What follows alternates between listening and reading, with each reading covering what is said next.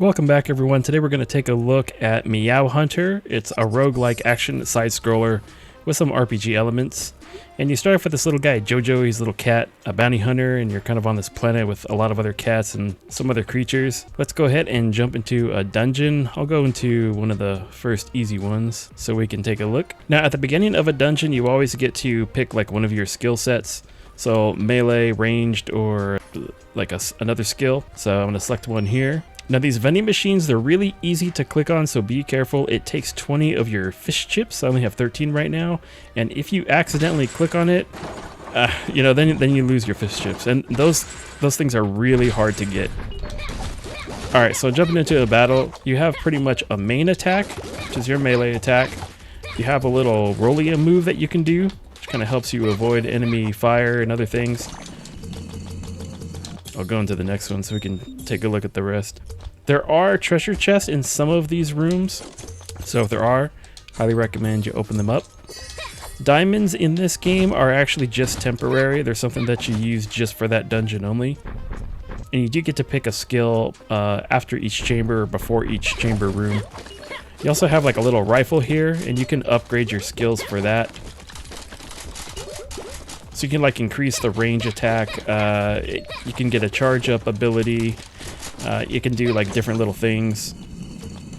You do have like a heavy ultimate attack, which is like these little missiles that you can see on the screen there for nearby controls. Now before each boss, you'll get to a room like this, and sometimes it depends. Usually there's like straight into a treasure chest room. This one is kind of a mixture where it's not just a treasure chest room. You actually have to move about and go find it. All right, here we go.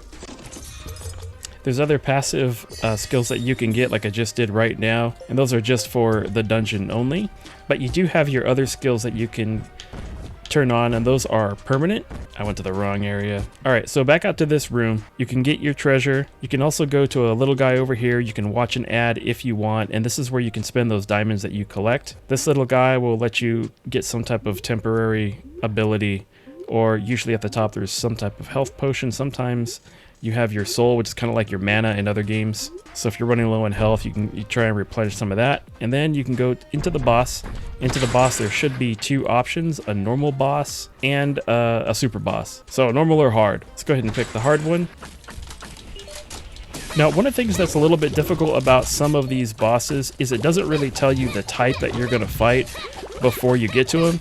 If you're just redoing the dungeon run, you'll know, but that really does kind of change the skills that you would normally select. So like some of these guys, they can reflect like the bullets and stuff. And I have these little drones here, so you wouldn't want those guys attached as a skill because they're going to ricochet off and then they'll just hit you and just take out your life really quick. And he's gone. All right. Now these little cat containers, you want to pick all of these up because they will turn into these regular computer chips at the end when you exit. And you're going to see that right now after we close out the dungeon. And let's go back to camp and I'll show you what those computer chips can do. You've got two main points of interest on the map that you'll come back to a lot, and that's the camp bar and the main camp. Right now I'm in the main camp, and this is where you're going to have access to all of your main vendors, your skill upgrades, like in the shop and stuff like that. So if we go over here and we open up my bag, we've got these equipped abilities, and these are my current weapons. I'm assuming that you actually can get different weapons as time goes on, but I haven't been able to get any yet. But your abilities here, they all do different things. And you've got below that your spare items. These are spare abilities that you collect over time. And what you can do is you can swap these guys out as you see fit. And in some abilities, you can actually have more than one. So I've got like these two drones here, and they're both the exact same, but it lets you have both of them. So you can actually have two of the same drone going around and helping you out. Skills, if you talk to the talent mentor, this is where you can upgrade your skills that you have, and it's in 4 categories: health, soul, attack, and speed. Soul is kind of like your mana, like you have in other games. And over here, it doesn't let me do anything yet with the weapons, but again, I think you can later on. So if I go to speed right here, I need 40 chips to upgrade. I've got that, so I'm going to go ahead and upgrade those right now. And now that increases my movement speed, I believe, by 1. Quest rewards. This is like where you have your paid tier and your free tier. If you go to quest, I don't have any to collect right now, but this is where you have your experience, and then as you increase that experience, right, you've got different things on the tier that you can collect.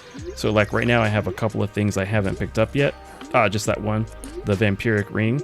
But you've got your VIP pass if you want to go that route. And then it resets. So there's a season to it like on a lot of other games. When it comes to daily resources, there really isn't a whole lot to collect. You do have an ad that you can watch pretty much over and over again if you want to get some stuff there. And then you have a daily treasure chest that you get once per day. I've already collected mine, so I can't do that. And then for the first 5 days, you do have login rewards that you're allowed to collect. So you got that. So other than that, you just keep an eye on like your quest experience and things like that. But that's pretty much it for like your dailies. Now let's jump over to the other part, the camp bar. And this one is a bit different, and this is where you store your extra abilities that you have like in your pack.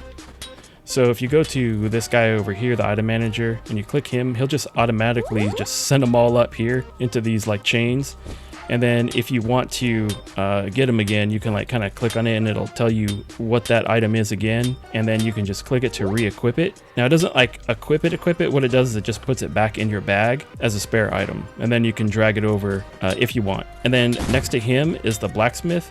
And this is the guy that's going to help you to upgrade your skills. You have to have enough item fragments to do it, and most of them are pretty expensive. So if I drag this ability over here, it takes 16 item fragments, and these guys are really hard to get to, so it's one of those kind of rare currencies along with those the fish chips. Other than like buying them, I don't seem to get them hardly very often at all, but maybe you do as you go further into the map. And then the talent mentor is back over here again as well. So wrapping things up, that's pretty much the whole gist of the game. It's a small roguelike dungeon game where you hit the dungeon chambers, you collect your stuff, you kill the boss, and you rinse and repeat until you get strong enough so you can keep moving forward through the route. It actually got a lot hard quicker than I expected, and I've been stuck on like the current boss of the map for a while. If you're not out to spend real world money, then the best thing is to just rerun the dungeons, collect those chips so you can upgrade your skill traits. But it's hard to come across things like item fragments and the fish chips, which I'm sure they did that on purpose because those are the most valuable resources in the game. I feel like it takes a massive amount of hours before you unlock one of the epic characters, and I'm sure that can probably help you too since they all have different stats. And I put a lot of hours into this game already, and I'm not even close to unlocking one of those guys. But it's a little fun game to play, like if you're into this gameplay style.